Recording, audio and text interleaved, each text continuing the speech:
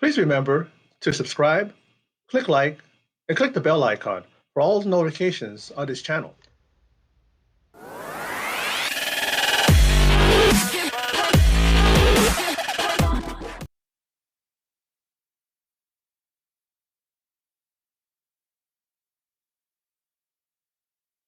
All right, so The Walking Dead is finally here.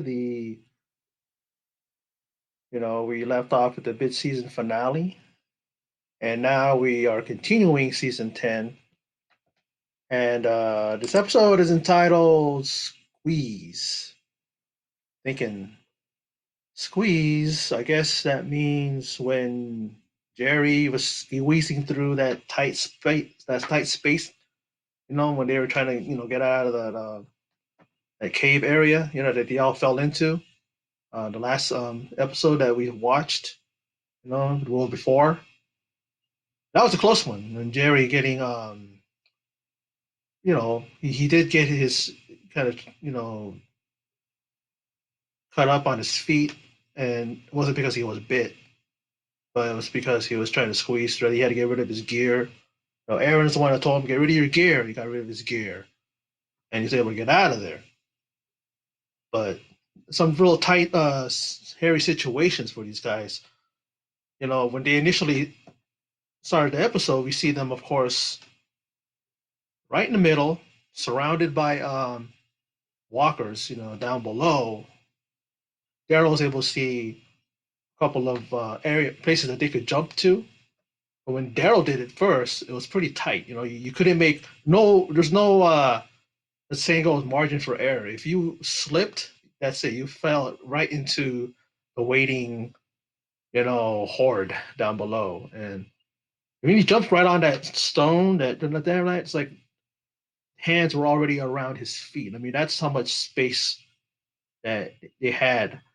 They were all able to do it, you know, but they're pretty scared. Some of them more than others, but Carol, especially, Carol is like not scared of that, but she's, you know, you find out that she has claustrophobia, or she has a fear of tight spaces. I mean, she even told Daryl that she didn't remember telling him, but I guess he realized just from situations, seeing her and stuff like that. And we see that, and then we also got to see the Whisperer side, with Alpha and Beta and Gamma, who is under suspicion now, especially because Negan is the one that kind of planted that seed of doubt, if you will, with to what's her name, to Alpha. She even approaches Beta and says that hunt her down, bring her to me. And I find out he says that no, then I'm going to kill her. He goes, no, bring her to me, and then if I find out that she is the spy, then she's going to kill him. You know, we only saw those two groups. We didn't see Rosita and the others. At the end, when it came to the previews, we did see Gabriel and the others. We saw them, and so we're going to see them in the next episode. This episode is one of the episodes that it reminds me of back in the early like first few seasons. Remember, where it's like it had that thing where it's like you wanted. And I found myself doing that, especially with Jerry, when Jerry was trying to get out of that tight spot, and he had two walkers at his feet. It's one of those things where I kept wanting to, pause, and then I'm like, I don't want to see it. I don't want to see Jerry get killed. I pause it, I unpause it. I'm watching, and then again, fuck, I fucking pause. I kept pausing, I haven't done that in a long time. I think that even though we've had situations where people were killed by walkers in the last number of seasons, but it's something like that when it comes to that type of anxiety, anxious feeling of mine when I'm watching this show. Hasn't been that like that for a while, but yeah, it's a good thing that he made it. I mean, when he looked like he was about to get killed, get eaten, I just thought about his wife and kids. And his kids, there can't be more older than preschool age. Like maybe his oldest kid maybe is like what 8 or 9, maybe like that. But they're young. I mean, I don't know exactly their ages, but very young, and he even has a baby. So that would have been tough. That would have been tough for his wife to deal with that. But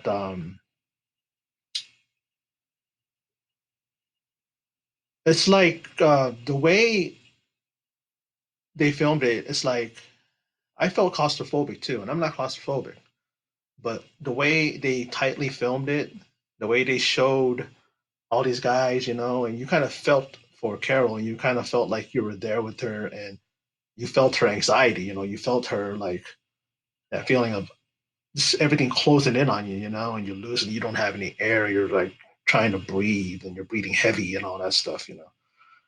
And Carol, man, I tell you, she Magda was like, she was really like trying to start something with her because it's like Carol's the one that got him in that situation. You know, she's the one that pursued Alpha, and then they end up all in that cave. And then the whole time they're searching for an exit, and there's a lot of tension there. And Daryl even had to say, and even Aaron was saying that before him, like, don't let's not think about that.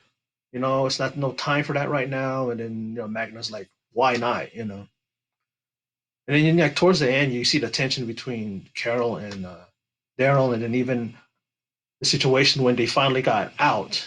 But the dynamite, that was found by Kelly, he picked up one, go, hey, this is cool, look at this, and then Jerry's like, no, put it back, but put it back down slowly, because if you drop it, it can still explode, even though it's not, ignited. He does that, Kelly does that, and and then like, so he leaves that there, and you're thinking that's gonna play somehow into the episode. Now they finally are able to get out, but as soon as they do, unfortunately, Magna and Connie are behind. They're left behind. They weren't able to, get out with them in time, and the whole thing exploded. The dynamite and all that just ignited. Stuff must have fell on it. A rock or something must have did it to do that, and everything caves in. And then Kelly screams out. Daryl goes over there, starts trying to pull all these rocks off, and like it's too late. Aaron's telling him no, it's going to take at least a week to clear it out. He's like, and then Daryl's like, "Well, help me," And then Kelly was the one who, how much Kelly loves Magna and Connie. That's like Kelly's, family. And Kelly was even saying, how what good are we, to them? We can't save them if we're dead. He's pretty much Kelly saying, if that explosion, attracted the attention of the walkers and the whisperers, and then we don't want our backs up against that situation. Now, Daryl is like starting to leave, and then Carol is crying, and she's like, "Going, go ahead and tell me. I want to hear it." Because she knows, and she says right there and there that it's her fault that she says to him, to Daryl, that I know you cared very much about Connie, and because of me, they're dead. And it's like she wanted him to keep telling him, tell me, like that. I want to hear it. And he just walks away from her. He's walking off on his own, and Aaron goes, "Where you going?" He goes, "Well, the walkers got to jump on us. The whisperers got to jump on us. They were able to get out before them, and they were able. So with that thing, so with that, conclusion, he says, well, I'm gonna go and see and find an opening. There has to be an opening because they got out, or they got to them quicker, or they got to them right away, because yeah, they were right there, right when they got out. Kelly first, and he fights off, and then Kelly fights off some of them, and then everybody else comes out, and then they start, and I like it, man, because the way the way they killed him, the way they just right away, it's like no mercy. It's just like, because sometimes in the past the episodes they would do that. But now they can't do that anymore. They can't even think twice if it's a either Walker or if it's a Whisperer. right away, boom, you know. Because in all honesty, I think compared to any of the other groups, there's nobody redeemable in that group. I don't think so. Well, I mean, of course, we have Gamma. But who knows what Gamma's doing? Gamma's working with them, but isn't like that's what Alpha did. She had them go to them in a false sense of like whatever learn. And I think that it's because of the fact that they knew where the horde was. I think that's why. But then again, Negan's kind of working Alpha, Maybe he's trying to take over. Maybe he's trying to break them up. I mean, he even was talking to her about how you can't be lulled into force, like you can't, because you can't lull yourself into false sense of security. You can't really, really let, you know, like she's very trusting to Gamma, right? And he's like, he told her straight up, he goes, because I let stuff like that happen to me, and it got me here. And it's just like he's like saying to himself, that's just if he's saying because he trusted a lot of people in his group, right? A lot of them betrayed him, a lot of them failed him, and then he's trying to like get her to understand that you gotta kind of know who you can trust, kind of a thing. So we're left with that with Daryl and his group, and Daryl's off to find another exit to go back in to hope that he can find Magna and Connie, because I'm pretty sure if they're not dead, they're probably mortally wounded, very badly hurt. But I don't know that them rocks are pretty big, and they really caved in, fell right into the back into the cave. So I don't know. Maybe they were able to back up, but guarantee you they don't have much space around them. There are probably rocks around them. They got probably rocks on top of them. Who knows? But so Daryl's gonna try to look for them, and then Carol's like, no. She's going, no, because they're all walking away from her. They all walked around her. They didn't even bother to say anything to her because it's like they totally blame her for this whole debacle. When it comes to them falling into the cave, them having to fight for their lives pretty much to get out of there. And then we're left with a pretty, you know, what a way to kind of end, or a lasting image, if you will, where you see Alpha leading, what's his name, Negan, deep into the forest, right? He keeps looking back, and she's like, eyes forward. And Daryl, she wants him to be quiet, but Daryl, you know how Daryl is. He's just like this chatterbox. He just keeps talking. He even says that I don't like uncomfortable silences. So he just keeps talking. And he keeps looking back, and she keeps saying eyes forward," and then she just stop right here. And she tells him to take your clothes off. I'm thinking like take clothes off because maybe she's going. I thought her hands were on the side like she had her knife or whatever in her hand, and she was going to kill him and then bury him. I guess without his clothes on. I don't know. Or when he turned around, he's like, "Whoa!" And I thought she had a skin suit or something to give to him. And then he goes, "Whoa!" And then you notice that she's naked. You see her from the chest up. I mean, not chest up, but above her chest, right there.